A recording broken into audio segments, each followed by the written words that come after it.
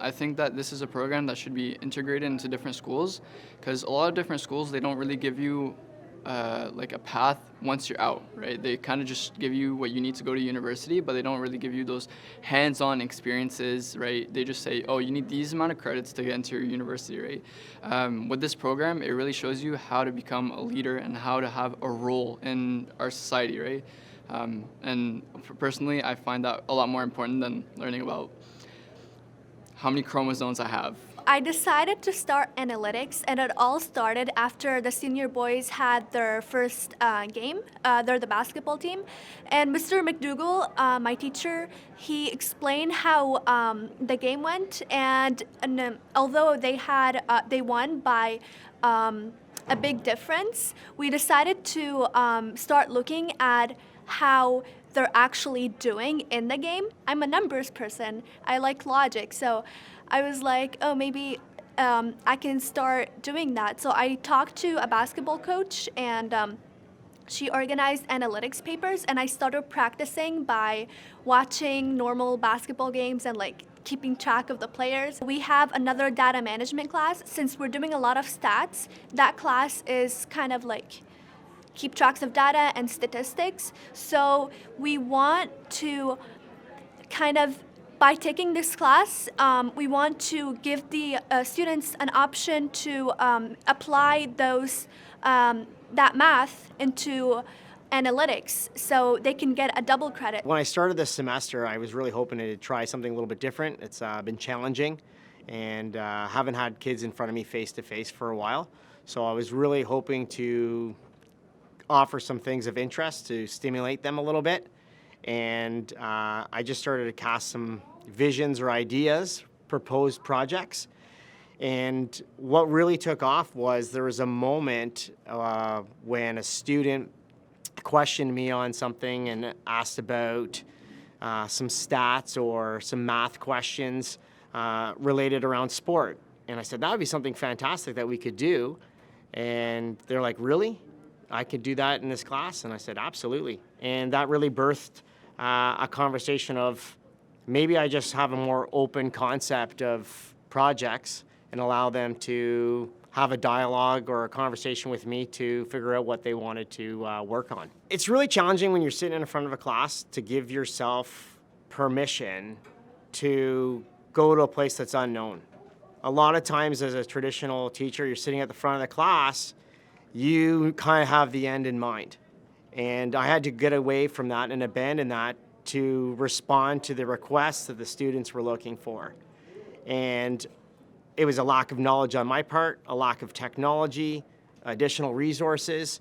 So I had to get to work, and I needed to reach out to others and find the tools that were required for them to do what they needed to do to fulfill the task that I was asking them to do. I'm asking them to make changes and influence positive change in our building.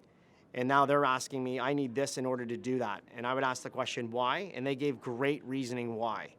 And so we've sort of turned the classroom around. They're asking me of things that they need in order to be successful. After having a couple of moments where they were able to express their suggestions, things began to change. There became an excitement. Productivity went up. They started working on their own independent time, contacting me outside of the classroom standard 75-minute block and saying, hey, I got time. Can I work on my project? Can I have access to this space? I need to set up. I need to do these things. And the learning just became so much more rich, where it wasn't just a classroom task or I'm asking you to submit homework.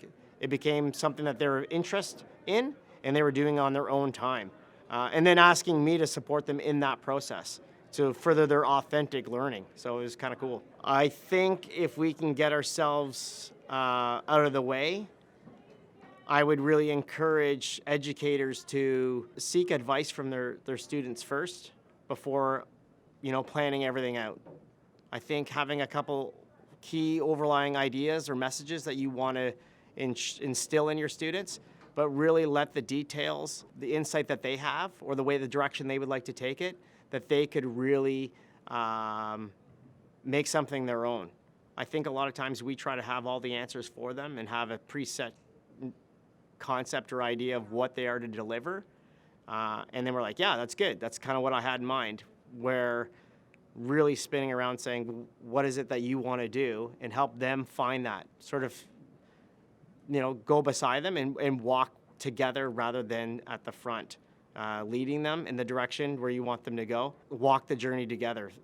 The engagement, not only from the teacher to the class, but the class to the teacher, and the teacher to the school, and the class to the school, and the engagement, it comes full circle all around when you talk about the students in the class who now need to pull students from other classes and from other areas of the school who might have not done this before, so that they can not only work on this, but create something that they can all call their own. It's great. It opens new doors for engagement from people who you wouldn't think would engage with each other. When we talk about the cultural barriers and the historical barriers and the trauma that is deeply rooted within not only ourselves and our culture, but also our education system, which is a big one. You talk about how our curriculum has been built to rise certain people up and bring other people down, and while it isn't directly talked about, and while it isn't directly noticed at a board level, even at a class level, having a class like our athletic leadership class, where not only can everybody have their own say into adding into the project and making their project their own, but also making the project viable to everyone who's listening in on it because they feel like they have a connection, is honestly just something that I think is long overdue. Try and discover not only what makes you happy, but what you're doing for your passion that can encourage others and give others satisfaction within what they feel is in their ability to produce, to create, to enjoy. I think we'd all be better off.